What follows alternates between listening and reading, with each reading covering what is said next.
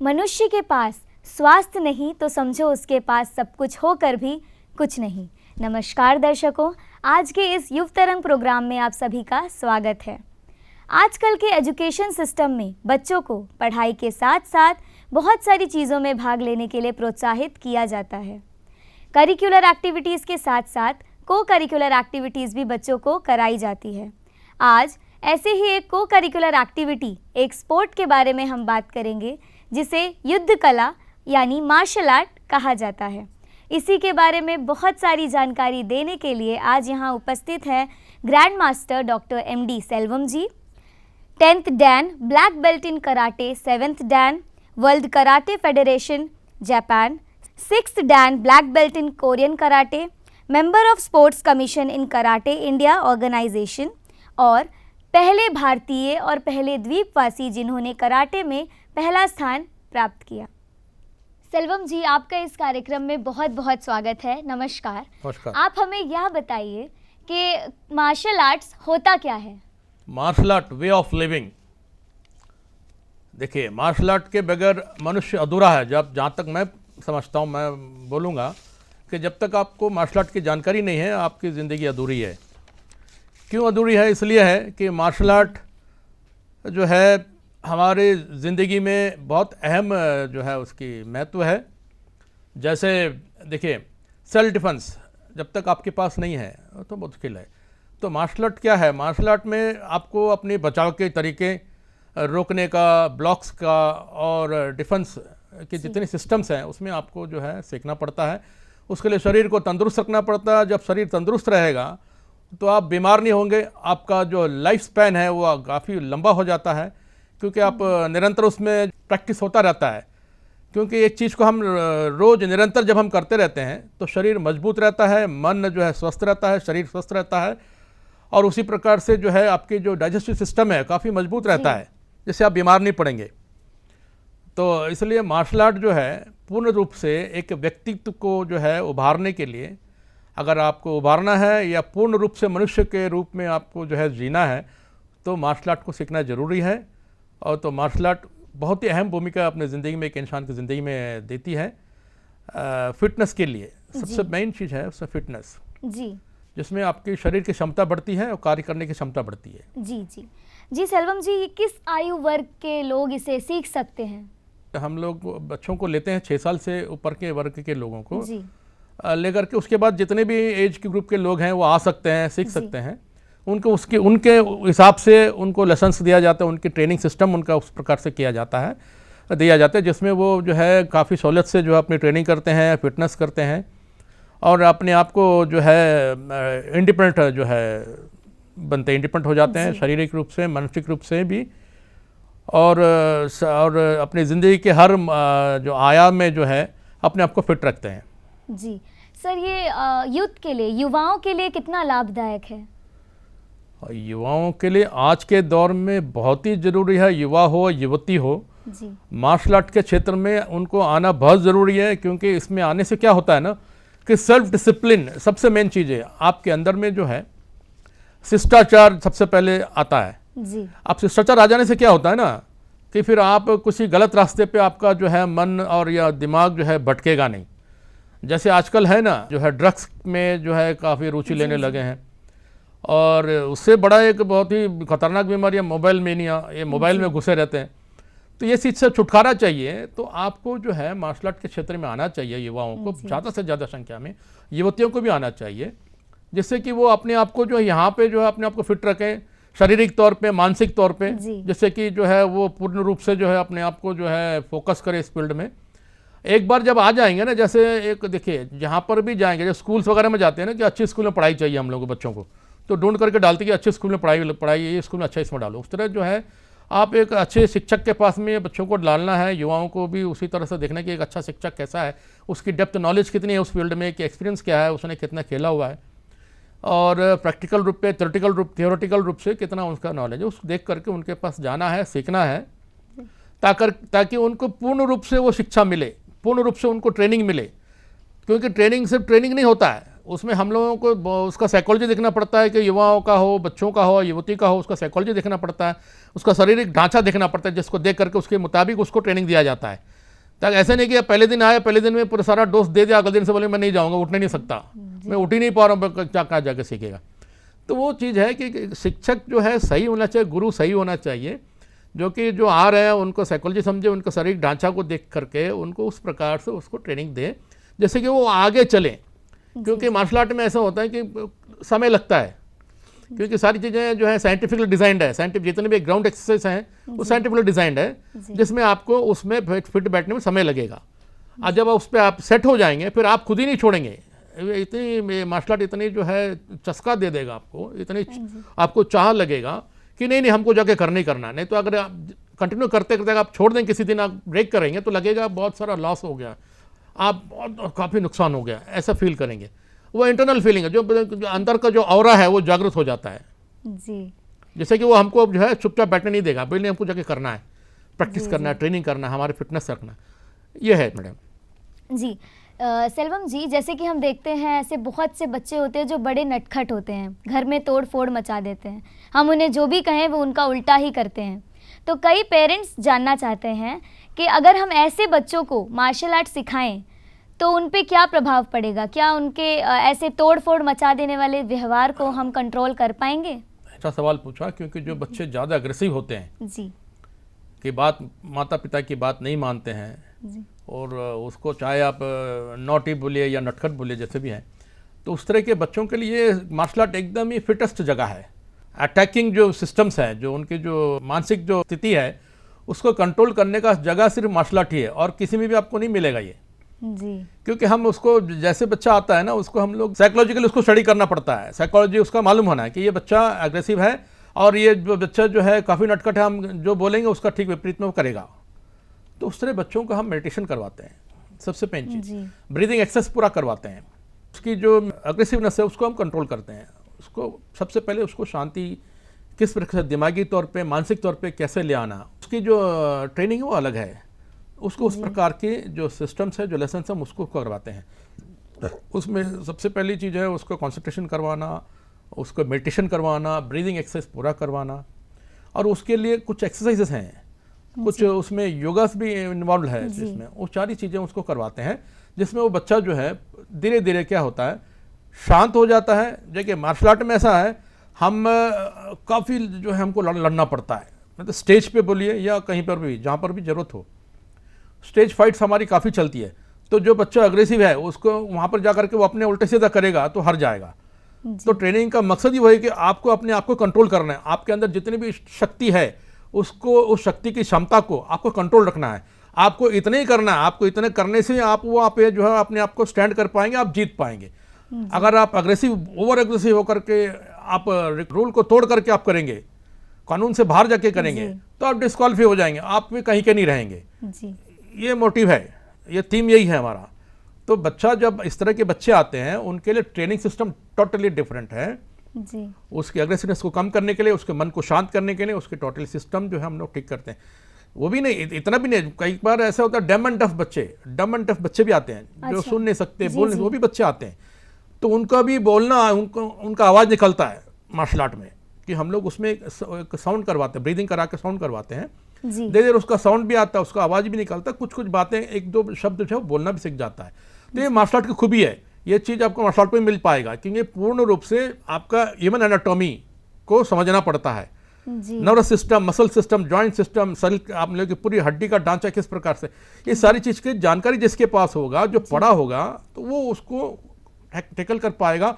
और जो बच्चा जिस मकसद के लिए पेरेंट्स लेकर छोड़ते हैं उनका मकसद भी पूरा होगा। जी। तो जैसे कि आपने बताया कि डफ एंड डम बच्चे भी इसे करते हैं, आपके क्लासेस में डफ एंड डम बच्चे भी आते हैं, तो आप हमें ये बताएं कि क्या इसे कोई भी कर सकता है, विकलांग या फिर बीमार लोग जो होते हैं व्यक्ति, वो भी कर सकते हैं? कोई भी कर सकता है, बशर्ते कि उसका हाथ पांव सही रहे। इन केस मान लिया ऑर्थोपेडिक भी बच्चा है, हैंडीकैप्ड बच्चा है, तो उसको भी हम करवाते हैं, उसको उस लेवल तक करवाते हैं जितना वो कर सकता है, उसको उस तक भी करवाते हैं, जिसमें उसका इम्प्रूवमेंट काफ़ी अच्छा है। जी। क्या इसमें कुछ स्पेशल डाइट लेना होता है सर? बिल्कुल, डाइट बहुत ही ज़रूरी है। डाइट जो है, जो बच्चे ट्रेन करते हैं, जो नॉर्मल जनरल ट्रेनिंग वाले हैं और स्पेसिफिक ट्रेनिंग वाले, उनका सबका डाइट चार्ट अलग अलग है। तो डाइट सिस्टम के ऊपर में ही सारे खेल जो है टिका हुआ है। जब तक आपका खाने पीने का सिस्टम सही नहीं होगा तो आप कहीं पर भी आप टिक नहीं पाएंगे किसी भी खेल पे। तो डाइट चार्ट एकदम मस्ट है। तो उनको बच्चों को, जिस तरह के बच्चे हैं फ्लैबी हैं तो उनका डाइट चार्ट अलग है, जो बच्चे लीन है या जो बच्चे के पास में मसल्स पावर या स्ट्रेंथ कम है, स्टेमिना कम है, उसके लिए डाइट चार्ट हम अलग से बता करके देते हैं कि भी आपको ये डाइट लेना चाहिए, आप बाकी सिस्टम को बंद करिए और ये चीज़ लेना चाहिए। देखिए अभी सिस्टम क्या हो गया ना, पैकेट सिस्टम पूरा है, बच्चे वो पैकेट सिस्टम ले लेके खाते हैं। हम बिल्कुल ही मना करते हैं। बिल्कुल हमारे पास जो बच्चे आते हैं उनके पेरेंट्स को भी ये बोला जाता है कि मैडम ये सब मत लेके दीजिए, बच्चों को मत खिलाइए। और खास करके बाकी जो कोल्ड ड्रिंक्स वगैरह, जो सॉफ्ट ड्रिंक्स वगैरह है, हमारे यहाँ पे मना है, स्ट्रिक्टली मना है, चाय काफ़ी मना है, ताकि बच्चों को जो है मस्कुलर सिस्टम, बोन सिस्टम अच्छा से ग्रो हो और वो बच्चा आगे जा करके मजबूत बने, सोसाइटी के लिए, हमारे देश के लिए एक अच्छा नागरिक, एक मजबूत नागरिक बन करके हमारे देश के लिए काम आए। जी, तो जैसे कि हम देखते हैं सर, आजकल बच्चों के पास समय की कमी है। वो अपने स्कूल के कामों में, ट्यूशन्स के कामों में बहुत ज़्यादा व्यस्त हो गए हैं। अगर उन्हें 1 घंटे का समय मिल भी जाए पूरे दिन में तो वो मोबाइल फ़ोन्स लेकर गेम में व्यस्त हो जाते हैं या फिर नृत्य या संगीत की ओर आकर्षित हो जाते हैं। तो हम मार्शल आर्ट में बच्चों की रुचि कैसे बढ़ा सकते हैं सर? देखिए, माता पिता सबसे पहले गुरु बच्चों का कौन होता है? माता पिता जी। तो हम लोग जब बच्चे आते हैं तो हम दीक्षा करवाते हैं, जो माता पिता, गुरु और ऊपर वाला। जी। तो माता पिता का फर्ज है कि बच्चों को मोटिवेट करें और अच्छी शिक्षा दें। अच्छी शिक्षा के लिए जैसे मेहनत करते हैं उस तरह उनको ये बताएं कि भाई ये चीज़ सीखेगा तो आपके लिए अच्छा होगा, आपका व्यक्तित्व बढ़ेगा, ठीक है, आपका शरीर अच्छा रहेगा, तो आप आगे चल करके एक सही रास्ते पे, सही ट्रैक पे आपको जाने के लिए आपको मौका मिलेगा। ये माता पिता का सबसे बड़ा उनका जो है कर्तव्य है कि वो बच्चों को मोटिवेट करे इसके लिए। देखिए मैं जब स्कूल पढ़ता था जी। तो मैं भी फिजिकल एक्टिविटी नहीं करता था। जी। हम लोग भाग जाते थे खेलने में, जी। ठीक है, घर आने से पिटाई मिलता था, कहाँ गया, स्कूल से आया बैग पटका और भाग गए ग्राउंड, ठीक है। तो धीरे धीरे मेरे पिताजी जो थे एक्स सर्विसमैन है और उनको जो है सैनिक सेवा मेडल मिला हुआ है, चाइनीज अग्रेशन वार में वो रहे हैं।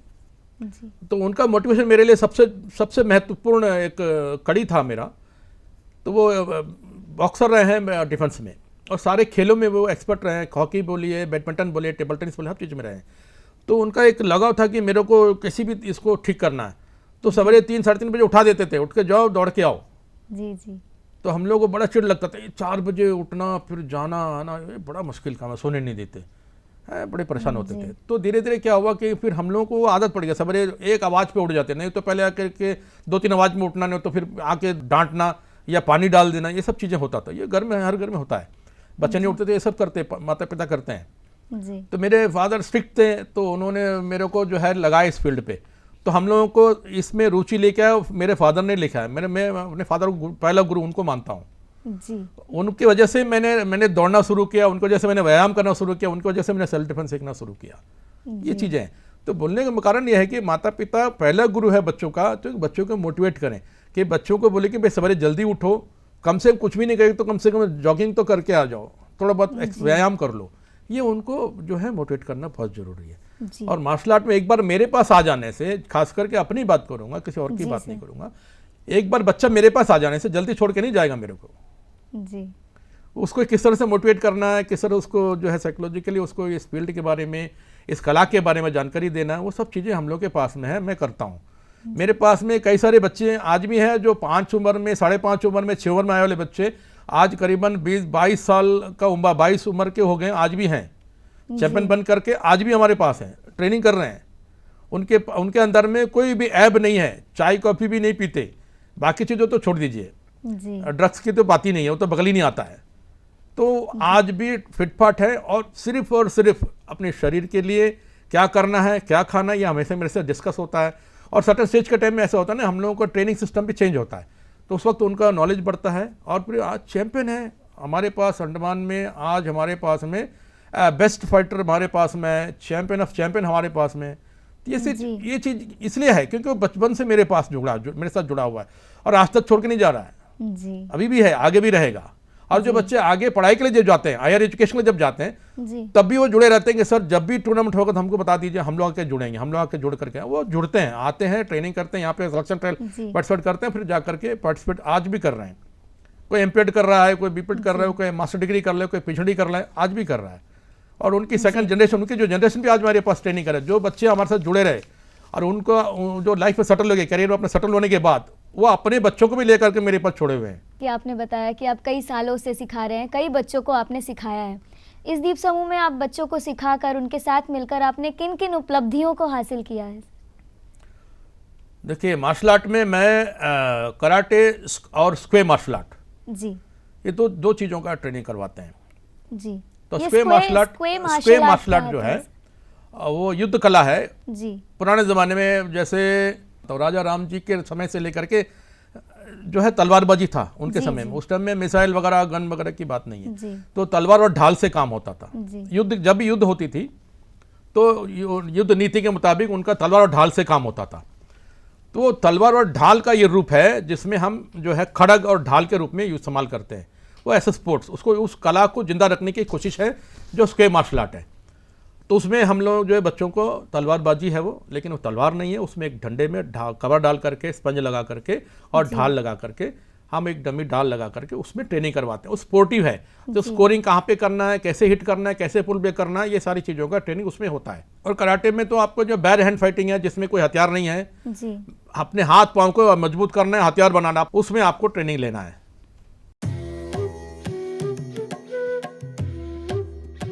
आज आपके सामने में हमारे स्क्वे मार्शल आर्ट के champion of champions R Dinesh और गायत्री स्क्वे मार्शल आर्ट का प्रदर्शन आपके सामने करने जा रहे हैं, जिस पर आप लोगों को जानकारी दिया जाएगा कि स्क्वे मार्शल आर्ट क्या है, किस प्रकार से इसका उपयोग होता है स्पोर्ट्स के फील्ड में।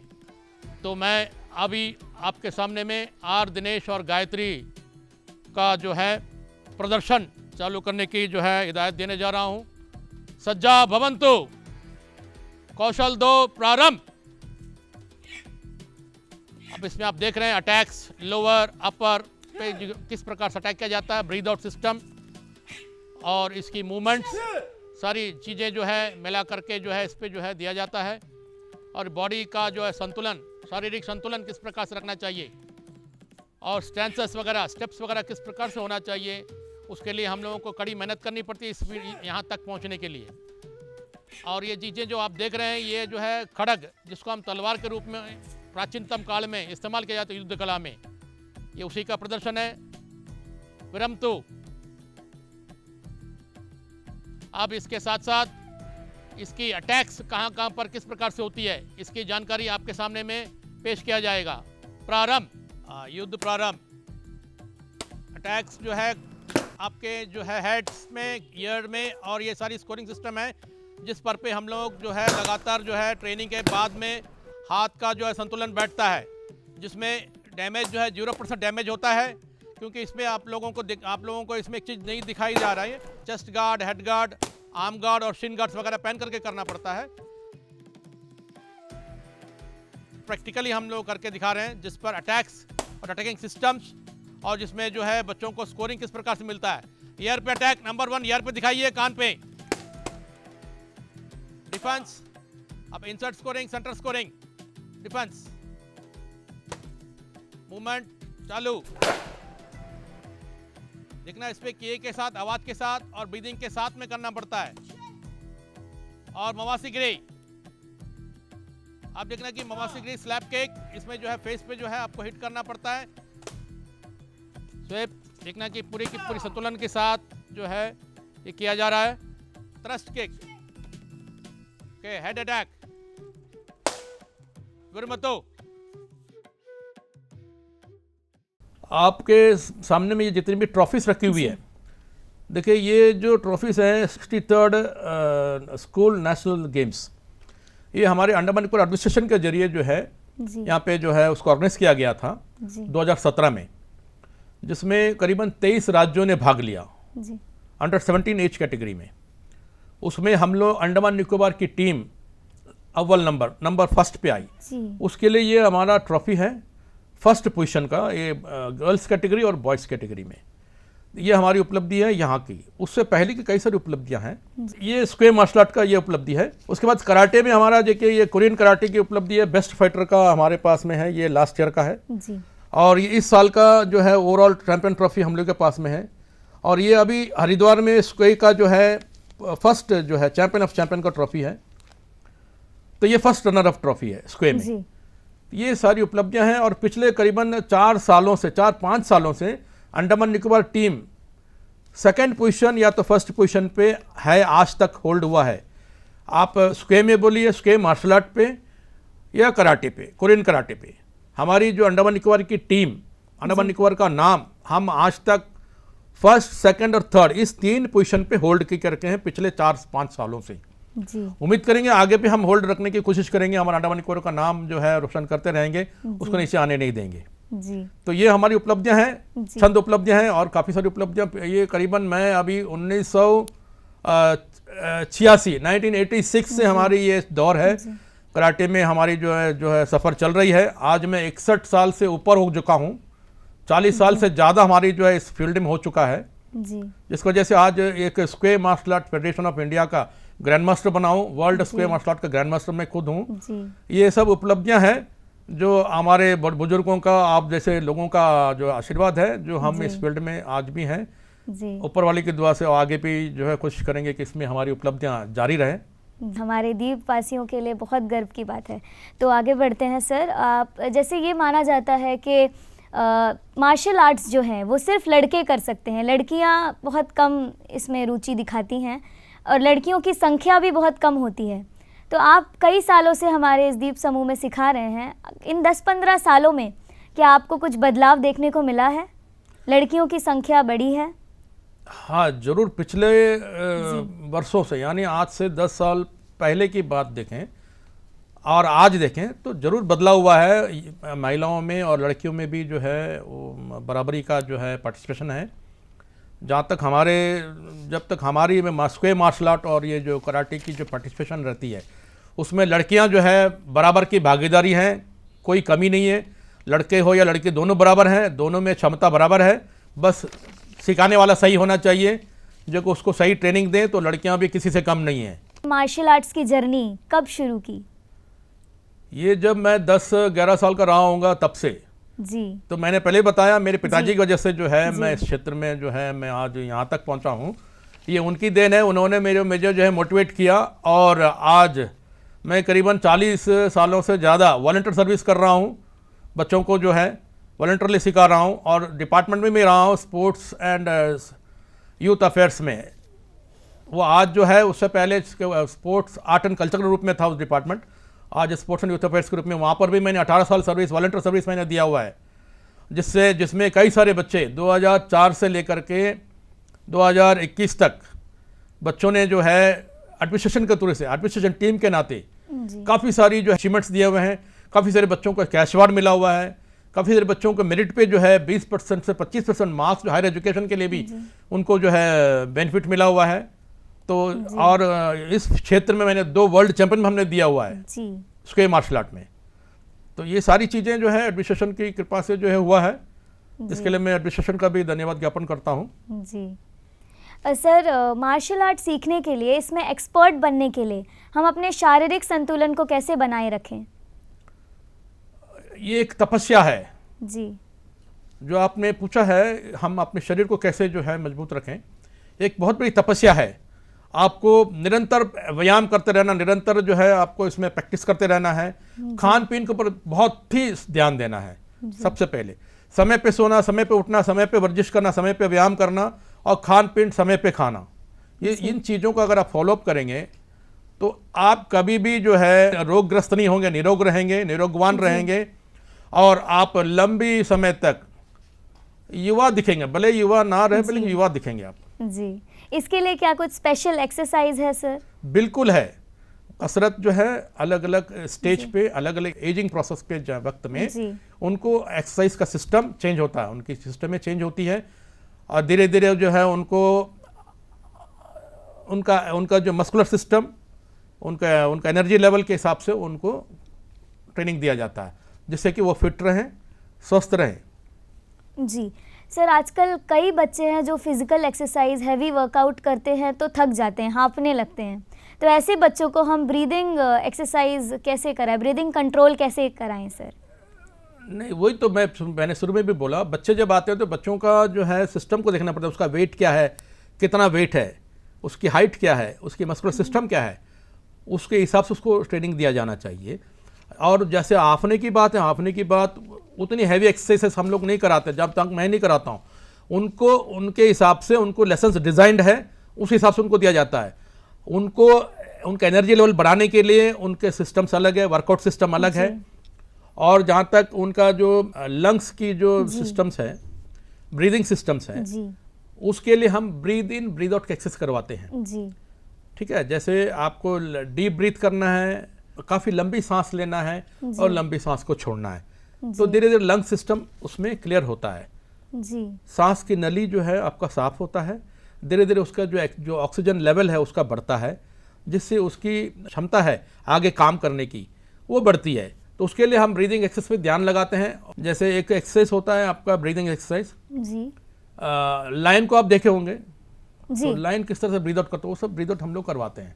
अच्छा। Deep breath, long deep breath, जैसे भस्त्रिका मानते हैं योगा में, तो लॉन्ग डीप ब्रीथ करना है, लॉन्ग इनहेल करना है, इनहेल एक्सहेल करना है, उस प्रकार के एक्सरसाइज हैं। और फिर उसके बाद लाइन का जो शेर के जिस तरह से ब्रीद आउट करता है, हमको झुक करके स्टमक को अंदर बाहर करना पड़ता है, काफ़ी लंबी सांसें लेके छोड़ना। इसमें सारे जो सिस्टम्स हैं, इंटरनल जो ऑर्गन्स हैं, जो ब्रीदिंग सिस्टम के जो ऑर्गन्स हैं, जो सिस्टम से वो पूरी तरह से साफ हो जाती है और आपका ऑक्सीजन लेवल बढ़ जाता है शरीर का। और ब्रीदिंग पे कोई प्रॉब्लम नहीं होता, वो हाँफने का या उसको तकलीफ होता है ब्रीदिंग लेने में, वो सब दूर हो जाएगा जी। तो सेल्वम जी, आपसे मिलकर, आपसे बात कर कर हमें बहुत सारी जानकारियाँ मार्शल आर्ट्स को लेकर मिली। आपका बहुत बहुत धन्यवाद।